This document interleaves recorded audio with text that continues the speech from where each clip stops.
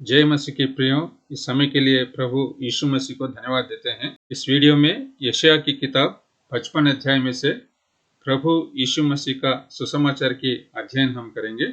इस अध्याय में शीर्षक में हम पढ़ते हैं परमेश्वर की करुणा सब मनुष्यों के लिए, यानी कि इस अध्याय में परमेश्वर की करुणा के बारे में हम देख सकते हैं। पहला आयत में हम पढ़ सकते हैं, अहो सब प्यासे लोगों, पानी के पास आओ, और जिनके पास रुपया ना हो तुम भी आकर मोल लो और खाओ। दाख मधु और दूध बिन रुपये और बिना दाम ही आकर ले लो।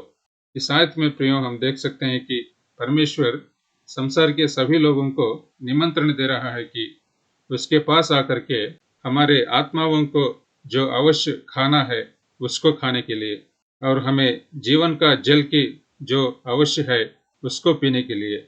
इसीलिए मत्ती सुसमाचार में 5 अध्याय 6वीं आयत में प्रभु यीशु मसीह ने कहा, धन्य हैं वे जो धार्मिकता के भूखे और प्यासे हैं, क्योंकि वे तृप्त किए जाएंगे।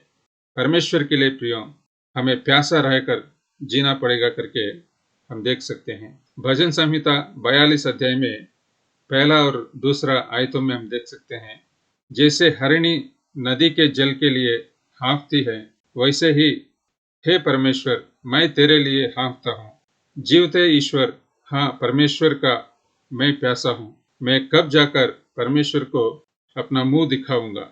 इन आयतों में भी भजन करता जो है वो परमेश्वर के लिए प्यासा होकर परमेश्वर की उपस्थिति में आने के लिए वो तड़प रहा है करके हम देखते हैं। यूहन्ना के सुसमाचार में 7 अध्याय 37 और 38 आयतों में भी प्रभु यीशु मसीह ने कहा, पर्व के अंतिम दिन जो मुख्य दिन है, यीशु खड़ा हुआ और पुकार कर कहा, यदि कोई प्यासा हो तो मेरे पास आए और पिए। जो मुझ पर विश्वास करेगा, जैसा पवित्र शास्त्र में आया है, उसके हृदय में से जीवन के जल की नदियां बह निकलेंगी। उसने यह वचन पवित्र आत्मा के विषय में कहा, जिसे उस पर विश्वास करने वाले पाने पर थे। इस प्रकार प्रियो, इन सारे आयतों में हम देख सकते हैं कि प्रभु यीशु मसीह संसार के लोगों को निमंत्रण दे रहा है कि उनके पास आकर के, उनकी उपस्थिति में आकर के जीवन का जल उसके द्वारा जो दिया जाता है उनको पीने के लिए, यानी कि परमेश्वर को, प्रभु यीशु मसीह को उद्धारकर्ता के रूप में स्वीकार करते हुए उनका पवित्र आत्मा को पाने के लिए, जब हम प्रभु यीशु मसीह की उपस्थिति में आकर, हे प्रभु मैं पापी हूँ, मेरे पापों को मैं कबूल करता हूँ, आपके लहू के द्वारा मेरे पापों को धोकर मुझे भी आपका उद्धार दीजिए। इस प्रकार की प्रार्थना जब हम विश्वास के साथ करेंगे, परमेश्वर का पवित्र आत्मा हमें दिया जाएगा। पवित्र आत्मा हमारे दिलों में आकर बसेगा और उनका फल जो है हम फलेंगे, जिसके द्वारा हमारे अंदर से जीवन के जल की नदियां बहेंगे, जिनको देखकर बहुत ही लोग प्रभु यीशु मसीह के पास आ सकते हैं और इस संसार में हम परमेश्वर के लिए गवाह बनकर जी सकते हैं। और दूसरा और तीसरा आयतों में हम पढ़ते हैं, जो भोजन वस्तु नहीं है उसके लिए तुम क्यों रुपया लगाते हो, और जिससे पेट नहीं भरता उसके लिए क्यों परिश्रम करते हो। मेरी ओर मन लगाकर सुनो, तब उत्तम वस्तुएं खाने पाओगे और चिकनी चिकनी वस्तुएं खाकर संतुष्ट हो जाओगे। कान लगाओ और मेरे पास आओ, सुनो, तब तुम जीवित रहोगे और मैं तुम्हारे साथ सदा की वाचा बांधूंगा, अर्थात दाऊद पर की अटल करुणा की वाचा। इस प्रकार दूसरा आयत में प्रिय हम देख सकते हैं कि परमेश्वर हमें पूछ रहा है, जो खाना नहीं है उसके लिए आप क्यों परिश्रम करते हो, जिससे हमारा पेट नहीं भरता है उसके लिए क्यों परिश्रम करते हो। यानी कि संसार के लोग हम देख सकते हैं कि तृप्त रहने के लिए बहुत से ऐसे चीज करते हैं। कोई उनकी नौकरी के द्वारा तृप्त रहने के लिए कोशिश में रहेगा, किसी को अच्छा घर बांधने के द्वारा, किसी को अच्छा गाड़ी चलाने के द्वारा, किसी को ज्यादा पैसा कमाने के द्वारा संतुष्ट रहने की कोशिश में इस संसार में हर एक मनुष्य लगा रहता है। इसलिए परमेश्वर बता रहा है कि ऐसे सारे चीजों के द्वारा आपका पेट नहीं भरेगा, यानी कि आप संतुष्ट नहीं रहोगे। केवल हम परमेश्वर की उपस्थिति में आकर उनका उद्धार पाने के द्वारा, उनका जीवन का जल को पीने के द्वारा हम सही रीति से संतुष्ट होकर जिएंगे करके हम देख सकते हैं। इसलिए दूसरा आयत में लिखा है, तब उत्तम वस्तुएं खाने पाओगे और चिकनी चिकनी वस्तुएं खाकर संतुष्ट हो जाओगे। उसके बाद 6वीं आयत में हम देख सकते हैं, जब तक यहोवा मिल सकता है तब तक उसकी खोज में रहो, जब तक वो निकट है तब तक उसे पुकारो।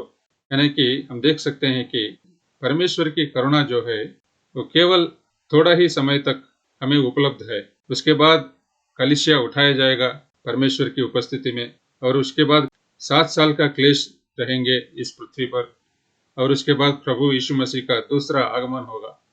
इसलिए हमें प्रभु का आगमन के पहले उनका उद्धार को पाने के लिए परमेश्वर हमें निमंत्रण दे रहा है करके हम देख सकते हैं। यिर्मयाह की किताब में 29 अध्याय में 13 और 14 आयतों में हम पढ़ते हैं, तुम मुझे ढूंढोगे और पाओगे भी, क्योंकि तुम अपने संपूर्ण मन से मेरे पास आओगे, मैं तुम्हें मिलूंगा, यहोवा की यह वाणी है। आमोस की किताब में 5वें अध्याय 4 और 6वां आयतों में भी हम पढ़ते हैं, यहोवा इस्राएल के घराने से यूं कहता है, मेरी खोज में लगो तब जीवित रहोगे।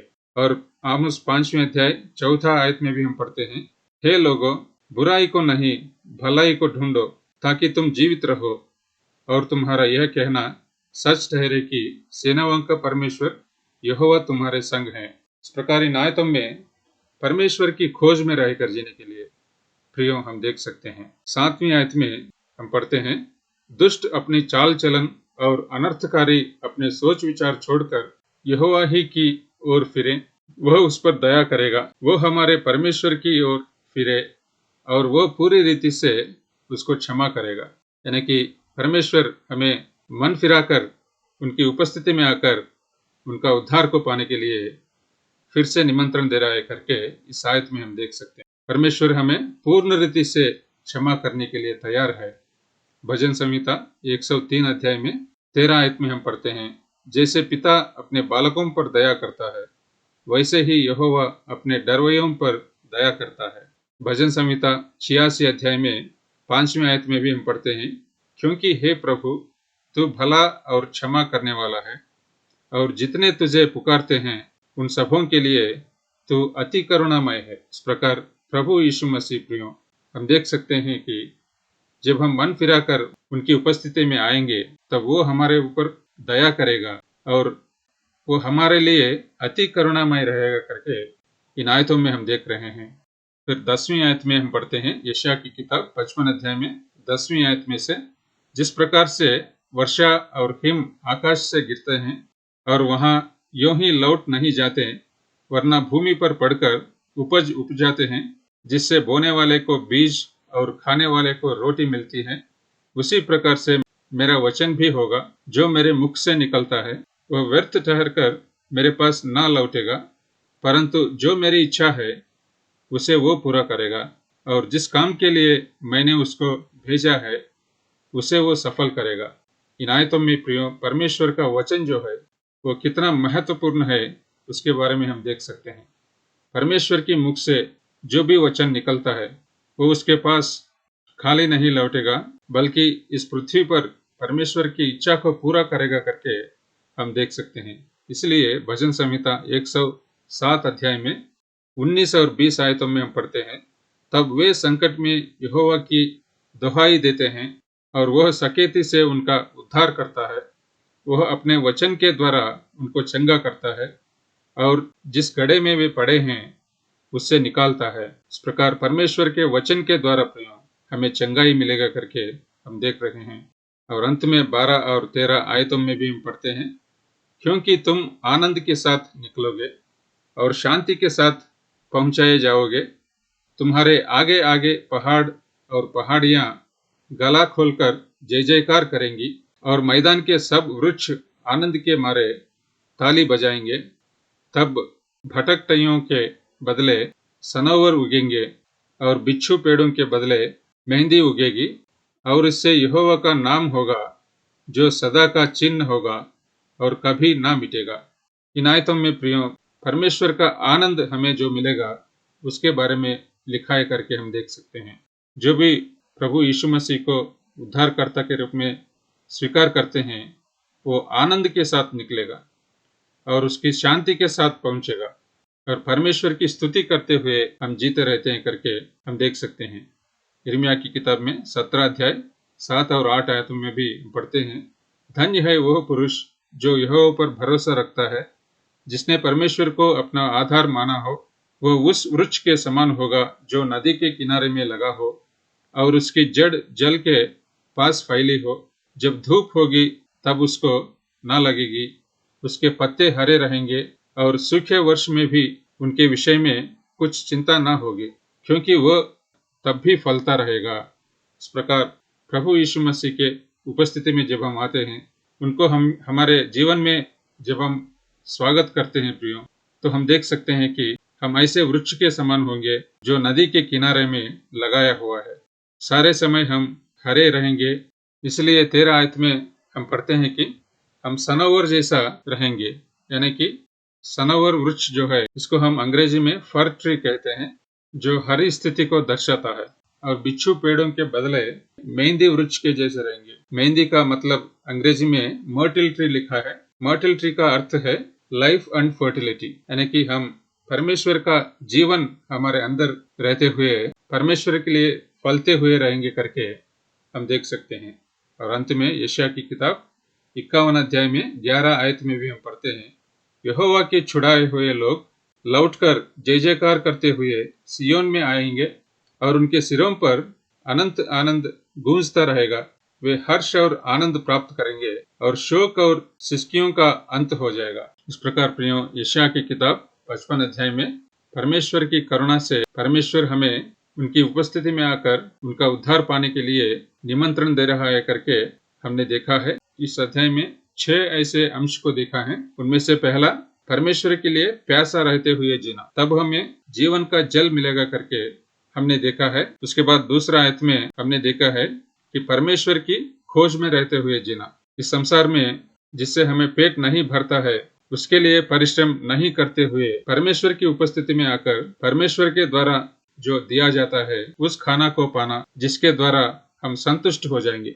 और तीसरा हमने 6वीं आयत में देखा है परमेश्वर की खोज में रहना। जब हम परमेश्वर की खोज में उनके निकट आते हैं तब हम जीवित रहेंगे करके हमने देखा है। और चौथा हमने देखा है 7वीं आयत में, अपना मन फिरकर परमेश्वर की उपस्थिति में आने के द्वारा परमेश्वर दयालु है, वो अति करुणामय है, जिसके द्वारा वो हमें क्षमा करके अपना उद्धार देगा। और 5वां हमने देखा है 10वीं आयत से लेकर, परमेश्वर का वचन उसके मुंह से निकलकर वो खाली उसके पास नहीं जाएगा, बल्कि इस पृथ्वी पर उसकी इच्छा को पूरा करेगा। इसलिए वो अपने वचन के द्वारा हमें चंगा करेगा। और अंत में 12 आयत में से हमने देखा कि परमेश्वर का आनंद हमें दिया जाएगा और उसका शांति हम पाएंगे और उसको जय जयकार करते हुए हम उनकी उपस्थिति में लौटेंगे करके हमने देखा है। तो प्रियो, क्या आप भी परमेश्वर के लिए प्यासा है, परमेश्वर की खोज में है? प्रभु यीशु मसीह के द्वारा जो जीवन का जल दिया जाता है उसके लिए आप खोज रहे हो? इस जीवन के मुसीबतों में से, संकट से गुजरते हुए बिना शांति जी रहे हो? यदि परमेश्वर का आनंद और उसका शांति आपको चाहे तो क्यों ना आप भी उनकी उपस्थिति में आकर, हे प्रभु यीशु, मैं पापी हूँ, बिना शांति और बिना आनंद में जी रहा हूँ, मैं अपने पापों को आपकी उपस्थिति में कबूल करते हुए आ रहा हूँ, मेरे पापों को आपकी लहू से धोकर मुझे भी आपका आनंद और आपकी शांति दे दीजिए, आपका जीवन का जल मुझे भी दे दीजिए, ताकि मैं भी आपकी उपस्थिति में संतुष्ट होकर जीऊं। ऐसी प्रार्थना विश्वास के साथ यदि आप करेंगे प्रियो, आपको भी अपना उद्धार देने के लिए प्रभु यीशु मसीह तैयार है। आइए एक छोटी सी प्रार्थना के साथ इस अध्ययन को समाप्त करेंगे। प्यारे पिता परमेश्वर, इस समय के लिए हम आपको धन्यवाद देते हैं। यशायाह की किताब 55 अध्याय में से प्रभु यीशु मसीह का सुसमाचार की अध्ययन करने में आपने हमें सहायता दिया, उसके लिए हम आपको धन्यवाद देते हैं। जो कोई भाई बहन आपके लिए प्यासा है, उनको आपकी प्रेम प्रकट करते हुए आपकी उद्धार दे दीजिए, ताकि वे भी आपका आनंद और आपका शांति पा सके। आपका जीवन का जल पीने के द्वारा उनके अंदर में से जीवन की नदियां बह सकें और वे भी इस संसार में आपका गवाह बनकर जी सके। हमें से जितने भी लोग आपका उद्धार पाया है उसके लिए हम आपको धन्यवाद देते हैं। हमें भी आपका गवाह बनकर जीने में सहायता दीजिए। इस छोटी सी प्रार्थना प्रभु यीशु मसीह के पवित्र नाम से मांगते हैं, आमीन।